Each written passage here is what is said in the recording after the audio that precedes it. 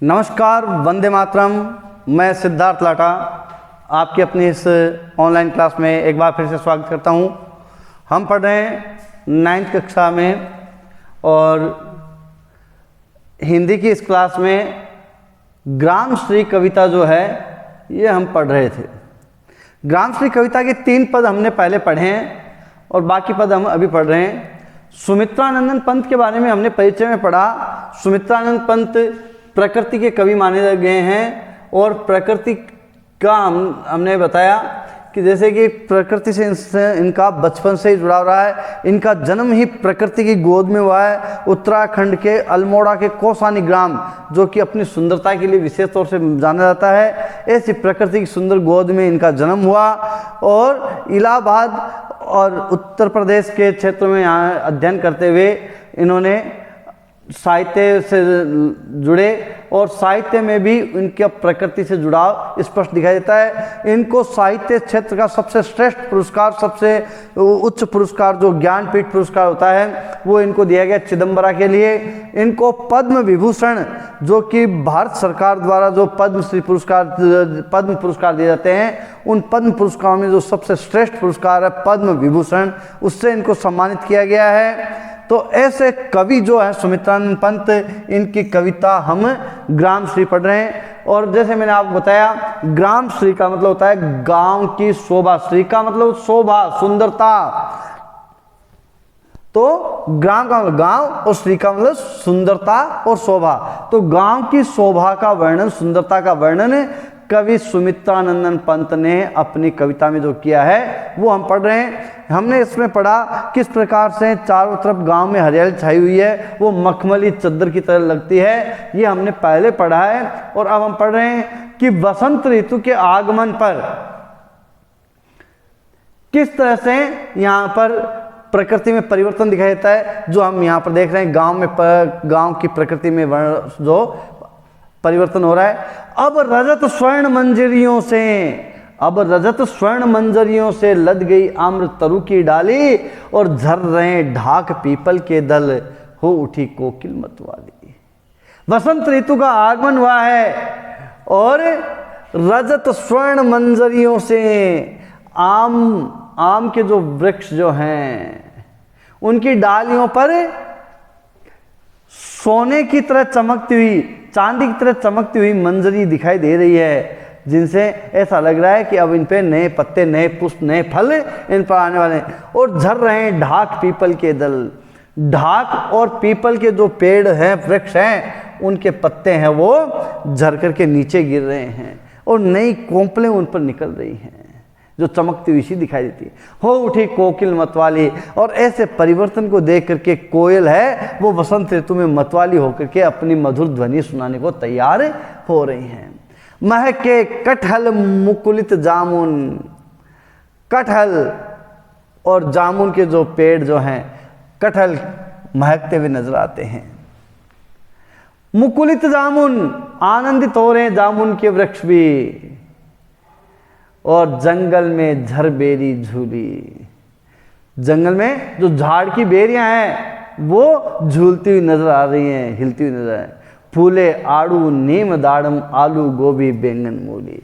और ये फसलें हैं, ये अब तैयार हो रही हैं, फल फूलित, आनंदित हो रही हैं। आड़ू, नीम, दाड़म, आलू, गोभी और बैंगन मूली, ये फसलें हैं, ये भी मानो फूल रही हैं, आनंदित हो रही हैं, प्रसन्न हो रही हैं। प्रकृति में उनका भी स्वागत हो रहा है। पीले मीठे अमरूदों में अब लाल लाल चितियां पड़ी। पीले मीठे अमरूदों में अब लाल लाल चितियां पड़ी। देखिए अमरूद का यहाँ पर वर्णन जो किया गया है वो पीले होते हैं और मीठे होते हैं, लेकिन जब उन पे लाल चित्ते दिखाई देने लग जाते हैं, लाल स्पॉट्स दिखाई देने लग जाते हैं, लाल जो धारी दिखाई देने लग जाती है, तो ऐसा प्रतीत होता है ये और ज़्यादा मीठे हो गए हैं। पक गए सुनहले मधुर बेर।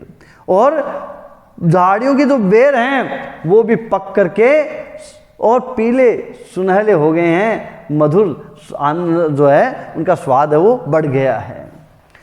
अमली से तरु की डाली जड़ी, और आंवले के जो वृक्ष हैं उनके ऊपर तो वो जो आंवले के जो फल होते हैं उनसे लदी हुई दिखाई दे रही, जड़े हुए, ऐसा लगता है जैसे आंवले के फल हैं उन डालियों पर जड़ दिए गए हैं, जड़ाई का काम उन पे किया गया है। लह लह पालक मन में है धनिया, पालक चारों तरफ लहलहाता दिखाई देता है, पालक इस ऋतु में खूब दिखाई देता है। और मह धनिया, और चारों तरफ धनिया की महक दिखाई देती है।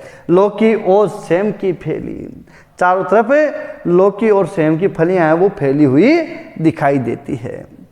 मखमली टमाटर हुए लाल, टमाटर का आगमन, तो चारों तरफ टमाटर की फसलें दिखाई दे रही हैं। मिर्चों की बड़ी हरी थैली, और मानो मिर्च के तो बड़े बड़े थैले हैं वो भरे हुए दिखाई देते हैं, खूब हो रही हैं।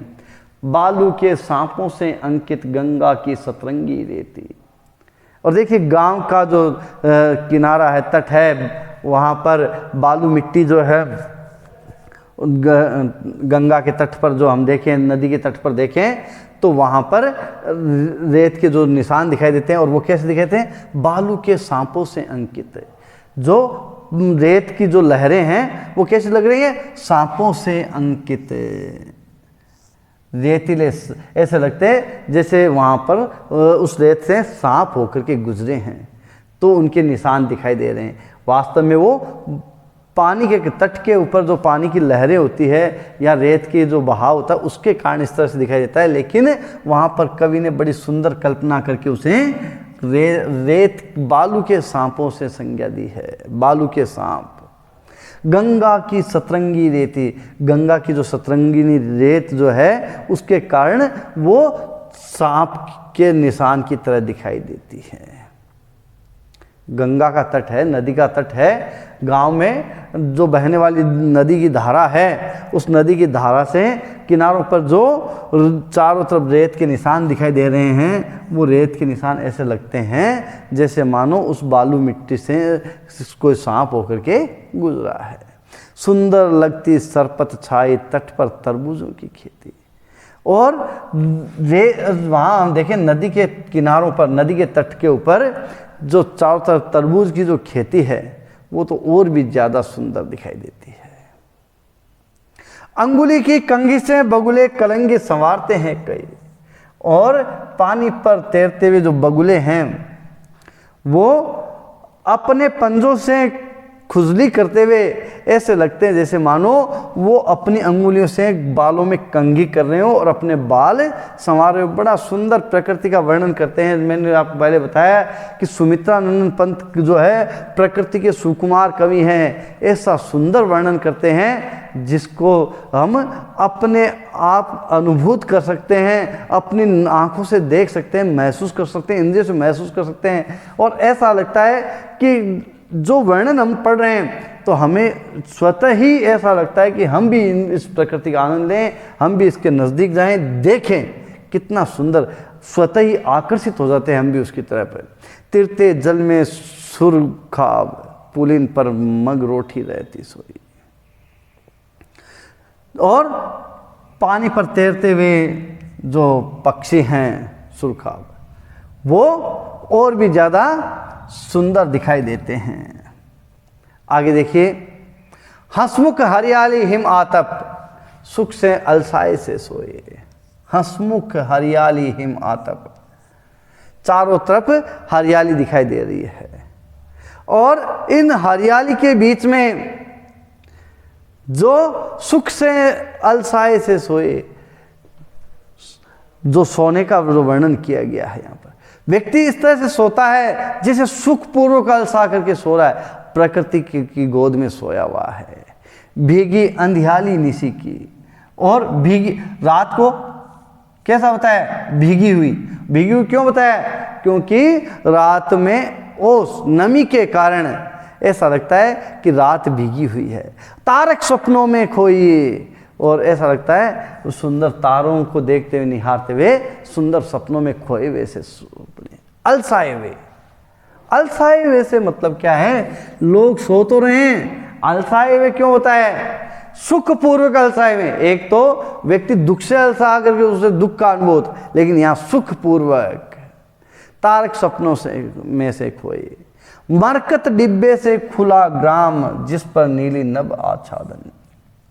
मरकत डिब्बे सा खुला ग्राम, रत्नों से खुला हुआ जो गांव है, सा उपमा अलंकार।